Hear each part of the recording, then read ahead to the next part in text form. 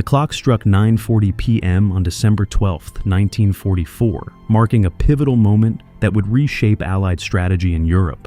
When the interrogation report landed on Supreme Commander Dwight Eisenhower's desk that evening, it shattered the foundation upon which he'd been conducting the entire Western Front campaign. This wasn't just another intelligence briefing or routine staff meeting. This was the instant everything changed. The Supreme Commander's private office sat on the second floor of the palace at Versailles, deliberately positioned away from the buzzing operations center below. Thick cigarette smoke drifted lazily through the dim lamplight, swirling around maps plastered across every available wall surface. Red lines traced supply routes snaking across Europe. Grease pencil marks indicated unit positions along a front stretching from the North Sea down to Switzerland. Eisenhower sat completely alone, reviewing the latest intelligence digest assembled from German prisoners captured all along the Western Front. His eyes locked onto a single sentence that made him stop cold. German panzer reserves were concentrated not against the main Allied thrust, not against the strongest formations, but specifically positioned to counter General George Patton's anticipated breakthrough. Montgomery's entire front received secondary consideration in enemy planning. Eisenhower read the line again. Then, once more. 4.5 million soldiers answered to his command. The battle line extended over 1,000 miles. Yet German strategic planning revolved entirely around preventing one unpredictable American general who commanded just a fraction of total Allied strength. The profound silence of that moment is what resonates most powerfully across the decades. No staff officers crowded the room offering analysis. No political advisors calculated how Churchill might react to controversial decisions. Just Eisenhower, his cigarette burning, forgotten in the glass ashtray, confronting intelligence that contradicted 6 solid months of command philosophy and resource allocation. By this point in December 1944, Eisenhower's greatest challenge wasn't defeating the Wehrmacht. It was managing the explosive dynamic between Bernard Montgomery and George Patton. Staff logs from this period practically crackle with tension. And 2 brilliant generals who thoroughly despised each other competed ruthlessly for every gallon of gasoline, every supply convoy, every minute of the Supreme Commander's precious attention. They embodied fundamentally incompatible warfare philosophies that couldn't be reconciled, only precariously balanced against each other. Montgomery commanded 21st Army Group across the northern sector, designated as the primary Allied effort driving toward Germany's vital Ruhr industrial region. He received priority logistics, commanded the prestigious Northern Axis, and carried the weight of British political expectations, plus Churchill's relentless pressure. His reputation built since El Alamein in 1942 suggested invincibility. The meticulous planner who never suffered defeat. The master of methodical set-piece battles who crushed Rommel in North Africa, and now lectured about the scientific approach to modern combat.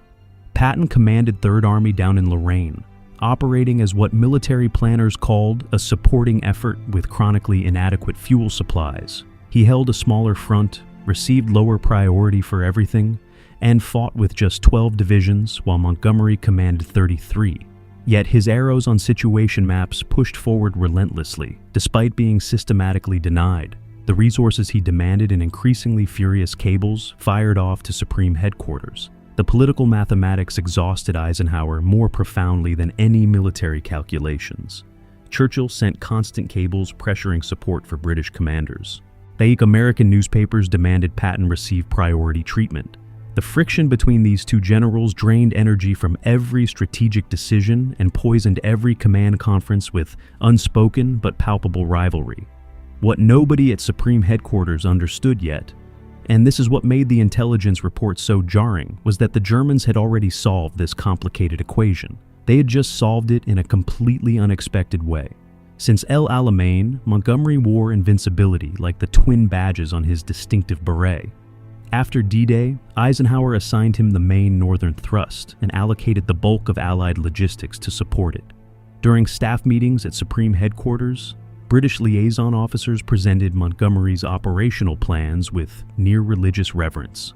The fluorescent lights hummed overhead during these presentations.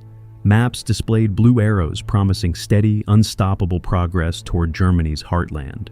Fuel allocations heavily favored 21st Army Group. Supply priorities flowed north almost automatically. Eisenhower approved everything, trusting the mythology that had conquered North Africa, broken through Normandy's defenses, and promised to end the war before Christmas 1944.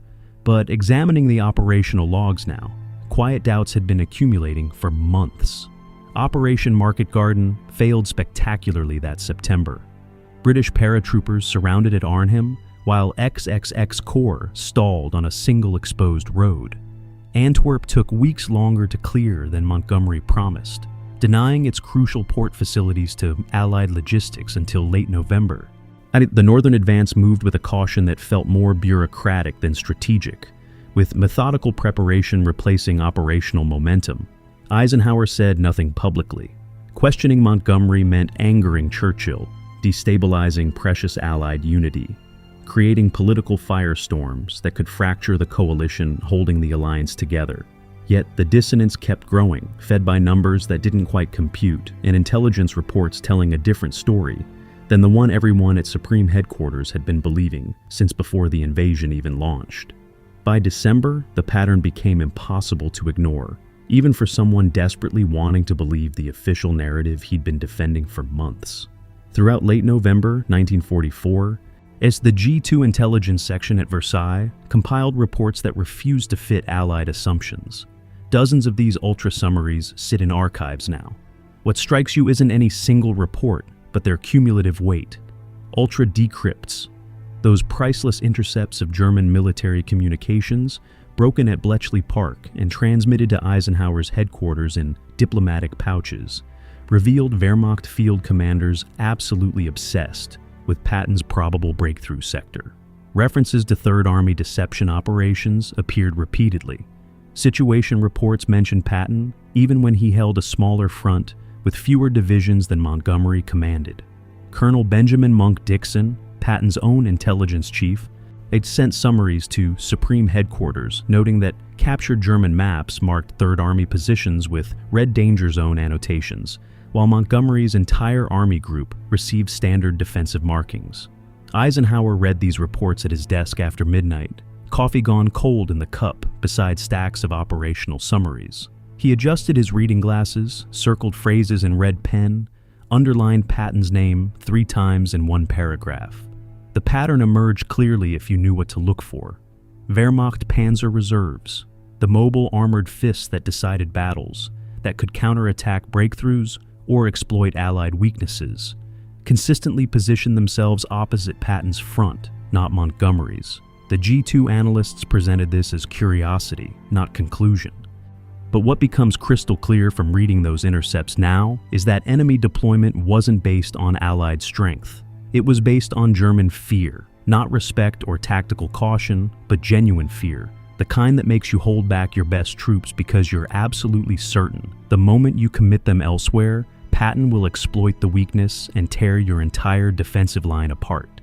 December 10th, 1944. An interrogation facility behind American lines in Luxembourg.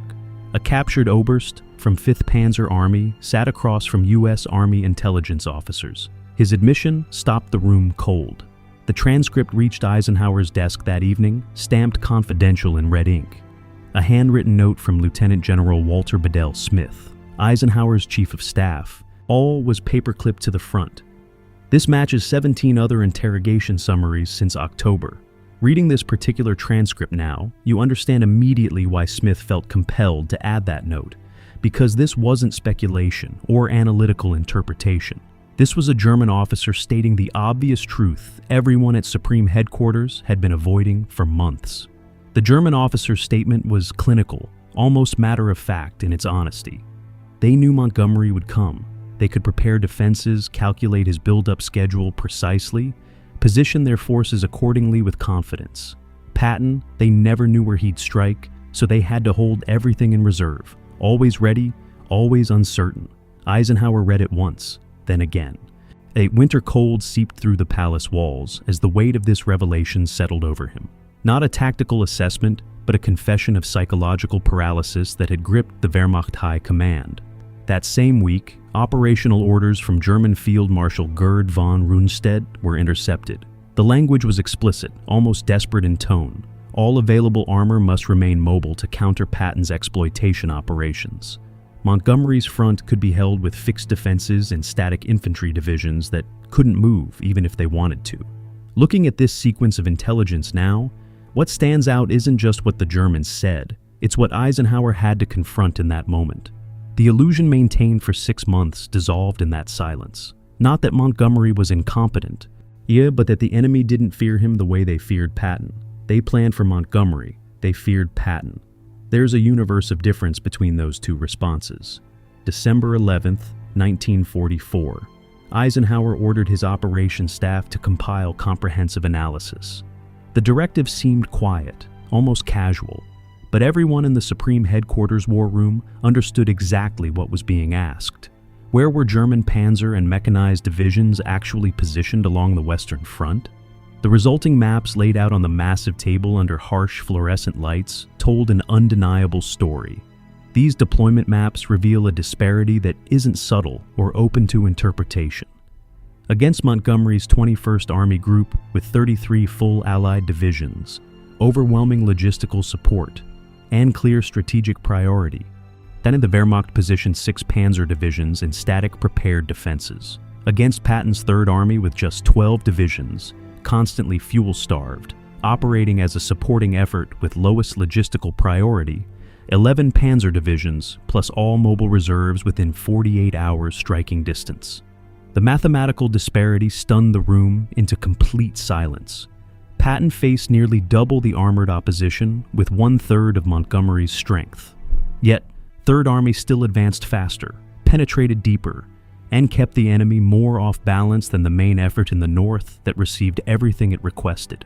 Eisenhower traced the red enemy unit markers with his finger, each one representing thousands of German soldiers, hundreds of tanks, entire formations positioned not where Allied strength was greatest, but where German fear was greatest. The overhead lights cast sharp shadows across the map of Europe. The numbers screamed what the mythology had been hiding for months.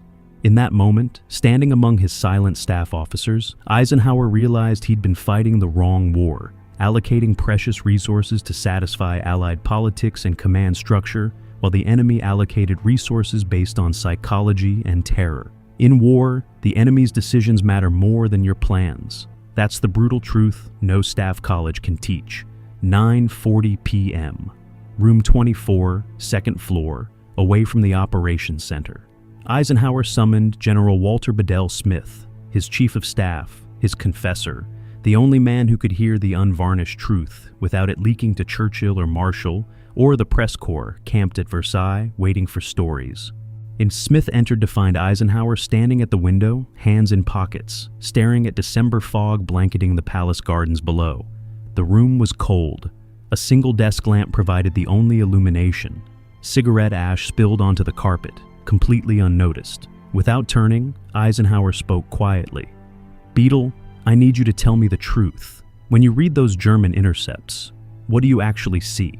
Smith hesitated, then answered the question both men had been avoiding for weeks. "They're positioning for Patton, sir. They've been positioning for Patton since September." Eisenhower turned. His face was drawn, exhausted from months of political compromise and strategic doubt. "They're not afraid of Monty. They respect him. They plan for him, but they're not afraid of him." A long pause hung in the air, like gun smoke. "Patton, they're terrified he'll do something they can't predict, can't contain, can't stop once it starts moving." The words hung in the room with devastating clarity. Smith nodded slowly. "That's what the data says, sir." Eisenhower walked to his desk, picked up the intelligence file with both hands. His voice dropped to barely above a whisper. "Then Patton's worth more to us scaring them than Montgomery is beating them. And I've been running this entire war backwards." He set the file down carefully, looked directly at Smith. The weight of 6 months of misallocated resources, of political compromises, of mythology over mathematics, settled between them like a third presence in the room. Outside, the palace clock tower chimed 10 times, each bell echoing through the cold December night. This was the moment Allied command philosophy shifted from mythology to psychology, from politics to enemy perception, from what made Churchill happy to to what made German generals lose sleep at night. In the 48 hours following that conversation, Eisenhower's decisions shifted in ways only his inner staff noticed. What's remarkable examining the paper trail from this period is how subtle the pivot was. This wasn't a dramatic reversal of strategy or grand announcement. It was a recalibration of emphasis that only becomes visible when you compare fuel allocation tables and operational approval timelines side by side. He drafted a carefully worded memorandum to General George Marshall in Washington, explaining that Third Army's aggressive operational posture created disproportionate German defensive commitments that should be exploited as psychological leverage. The language was diplomatic, bureaucratic even, but the implication was crystal clear. Patton's value extended far beyond tactical gains on the ground. Eisenhower quietly redirected fuel allocations. Not dramatically, that would trigger political firestorms from Churchill and uncomfortable questions from the combined chiefs of staff, but enough that Patton's logistics officers noticed increased supply flow starting December 13th. Not abundance, but improvement. When Montgomery requested priority support for his next northern offensive toward the Rhine, Eisenhower's response was measured, almost cautious. He asked for revised timelines, questioned whether German reserves were actually committing to that sector, demanded evidence of Wehrmacht force concentration before approving major resource allocation. Around Supreme Headquarters, senior staff noticed the change in tone during operational briefings. Less automatic deference to Montgomery's methodical plans. More questions about where German strength was concentrating versus where Allied politics demanded action. Bedell Smith began framing operational discussions around enemy force disposition rather than Allied offensive priorities, subtly reorienting the command group's thinking without explicitly overturning established command relationships. The overhead fluorescence in the operations center seemed brighter somehow, casting fewer shadows across the maps, as if someone finally turned on all the lights and saw what was actually there, instead of what everyone assumed should be there. But Eisenhower said nothing publicly. Admitting Patton's psychological value would inflame the Montgomery-Patton rivalry, infuriate Churchill, create headlines questioning Allied unity. At the moment, unity mattered most, so the shift remained quiet, internal, visible only in fuel tonnages and operational approvals that subtly changed without formal announcements or press releases. 4 days after Eisenhower's realization, the Germans launched their surprise offensive through the Ardennes. December 16, 1944. Wehrmacht armored spearheads smashed through American lines in Belgium, creating chaos, threatening to split the Allied front completely. As gambling everything on speed and shock in what became known as the Battle of the Bulge. But Eisenhower's new understanding proved critical. Tracing the timeline of decisions during those first crucial hours, what becomes clear is that Eisenhower wasn't guessing. He was betting on German psychology, on the fear he now understood paralyzed Wehrmacht planning. While other commanders scrambled to understand the German objective, Eisenhower immediately ordered Patton to disengage Third Army from the Saar offensive, wheel 90 degrees north, and strike the German southern flank. It was an audacious maneuver, redeploying an entire army over 100 miles in brutal winter conditions, attacking into a fluid battle with minimal preparation time. Every staff college textbook said it required at least a week. Patton accomplished it in 48 hours. German planners assumed 7 days minimum, enough time to consolidate their penetration and prepare defensive positions. Instead, Third Army hit the southern shoulder of the Bulge on December 22nd, just 6 days after the offensive began, catching Wehrmacht forces still extended and vulnerable. German commanders panicked. Ultra-intercepts showed Rundstedt screaming for reserves to block Patton's breakthrough sector, even though Montgomery's larger forces in the north were closer to the critical German supply lines at St. Vith. The entire southern shoulder began collapsing. Not because Patton's divisions were larger or better equipped, but because the Germans committed disproportionate strength trying to contain him, reserves they desperately needed elsewhere to sustain their offensive. In the Supreme Headquarters War Room, watching blue unit pins advance where German panic created opportunity, Eisenhower saw his December 12th insight validated in real time. He didn't gloat, didn't explain to his staff why he knew Patton's movement would trigger German overreaction beyond rational calculation. He simply smoked his cigarette, studied the map, and understood that psychological warfare shaped operational reality more powerfully than any logistics chart could ever predict. Watching this unfold through archived situation reports, you can see the exact moment theory became practice, abstract insight transformed into concrete battlefield results. Through winter and spring of 1945, Eisenhower leveraged Patton's psychological impact with increasing sophistication. What fascinates looking back at this phase is how calculated it became. This was no longer accidental psychological warfare. This was deliberate exploitation of German fear as a strategic asset worth more than entire divisions. He allowed Third Army to make ostentatious preparations for Rhine, crossing south of Mainz, drawing German reserves southward, then executed Montgomery's actual crossing at Wesel with significantly reduced opposition. 21st Army Group, encountering Wehrmacht, forces stripped thin because they were positioned 50 miles away, watching for Patton. He used Third Army reconnaissance as strategic bait, pushing aggressive patrols forward in sectors where he wanted Germans to commit strength, effectively turning Patton into a mobile deception asset that shaped enemy deployment without firing a shot. The Wehrmacht, and conditioned by months of fearing Patton's exploitation operations, fell for it repeatedly, shifting precious reserves to block what they assumed was Patton's probable axis of advance, while other Allied armies advanced through weakened sectors elsewhere. By April 1945, German situation maps captured in collapsed headquarters showed Third Army's position, circled in red ink, annotated Hauptgefahr, main threat, even when Third Army operated as a supporting effort rather than the main attack. The German obsession with Patton had become strategic paralysis, forcing them to maintain mobile reserves against contingencies, rather than committing forces where battles were actually being fought and lost. What's remarkable reviewing this period is how deliberate it became. Eisenhower wasn't just accepting Patton's psychological value. First, he was actively exploiting it as a strategic weapon more effective than additional divisions or air support. The mythology everyone assumed shaped Allied operations was now shaping German ones, and Eisenhower was the only person who fully understood the game being played on both sides of the line. Eisenhower never publicly explained this dynamic. After the war, military historians credited Montgomery's Rhine crossing at Wesel, the Ruhr encirclement, all the methodical campaigns that fit conventional military theory and satisfied academic analysis.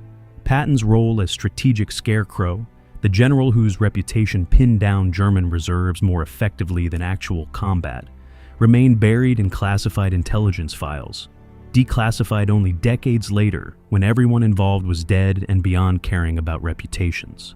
As the discovery came in the National Archives during the 1990s, reading through those ultra-intercepts and situation reports, the question kept emerging: why didn't anyone discuss this publicly when it mattered?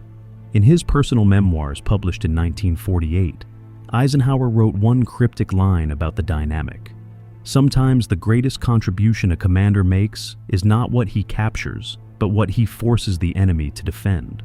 To anyone who wasn't in room 24 that December night, it reads like philosophical musing, abstract wisdom about command. To those who were there, it's the entire secret of the final campaign compressed into one carefully worded sentence. The intelligence files showing which general the enemy actually feared remained locked in military archives until the 1970s. By then, the narrative was permanently fixed in public consciousness. Montgomery, the methodical master who never lost. Patton, the aggressive cowboy, brilliant but reckless and undisciplined. The mathematical reality that Patton faced doubled the armored opposition with a third of Montgomery's resources, yet still generated more German fear, never made it into popular understanding. To admit it would diminish Montgomery, anger Britain, complicate the clean narrative of Allied unity that served post-war politics better than uncomfortable truths about fear and perception shaping battlefield reality.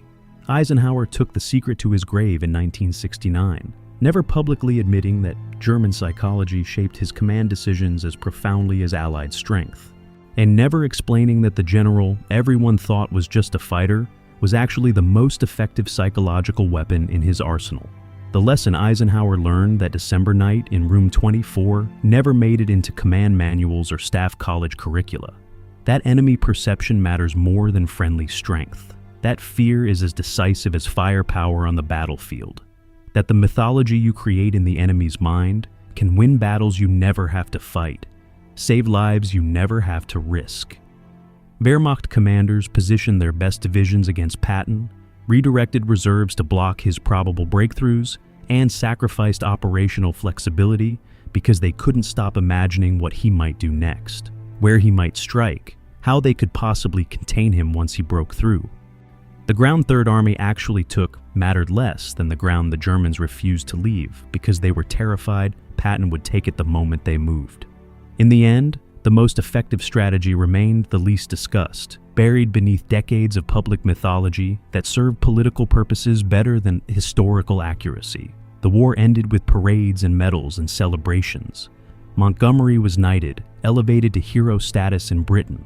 Patton died in a Jeep accident 9 months after Germany surrendered, never knowing his greatest contribution wasn't the ground he captured, but the sleep he cost German generals, the reserves he froze in place, the fear he weaponized without understanding it himself. Eisenhower became president on a record that never mentioned how he weaponized one general's reputation against the enemy's nerve, how he turned fear into strategic advantage worth more than divisions.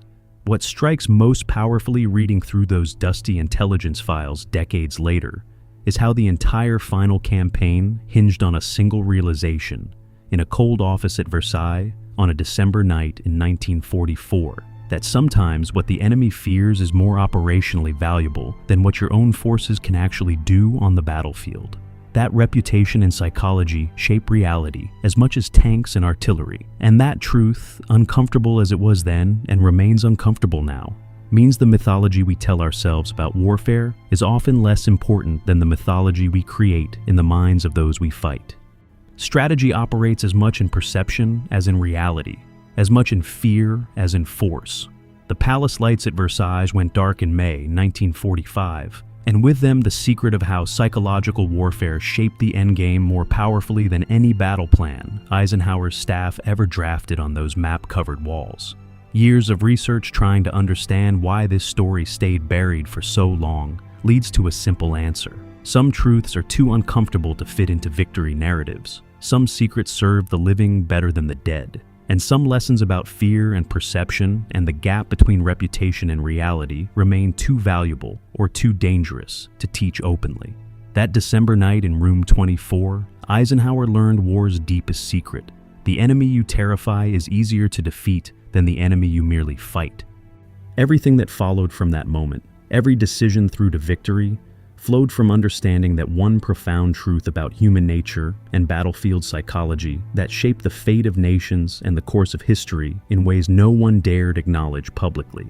The mythology survived, the truth remained classified, and the lesson, perhaps the most important lesson of the entire campaign, stayed buried with the men who learned it.